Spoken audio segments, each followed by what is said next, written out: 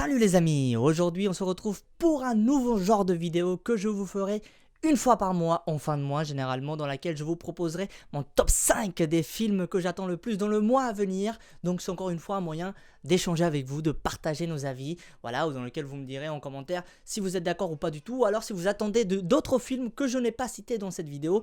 C'est encore une fois un moyen d'échanger, de partager, et c'est tout de suite.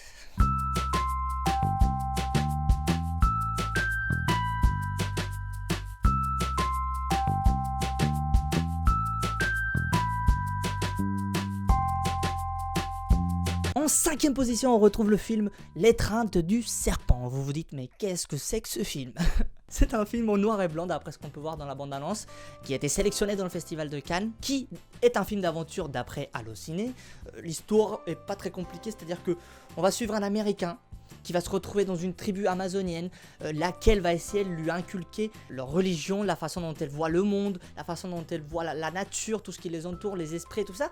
Donc ça peut être pas mal, c'est un parcours initiatique pour cet Américain qui entre dans un autre univers, celui de cette tribu-là. Donc ça peut être intéressant, c'est un film qui m'interpelle plus qu'autre chose. C'est pas vraiment un film que j'attends en soi, mais ça peut être intéressant et il mérite largement la 5e place dans ce top 5.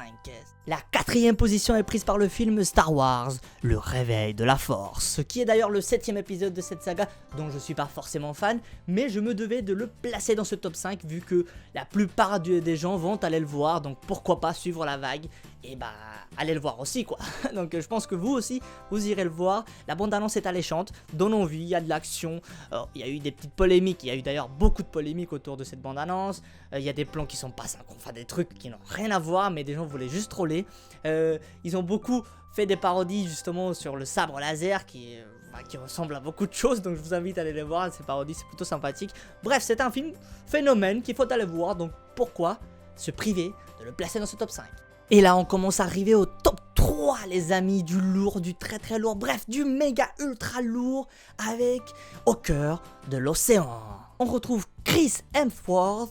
Au niveau du personnage principal, j'ai complètement massacré son nom, je sais. Bref, ce film va nous plonger au 19e siècle. On va suivre un équipage qui va partir dans le Pacifique et il y aura des aventures de fous, des baleines, des effets spéciaux de dingue, de l'émotion. Bref, de l'aventure, du pur divertissement comme on les aime. Un film qui risque vraiment d'être excellent, donc on verra le moment venu. C'est parti pour le reste.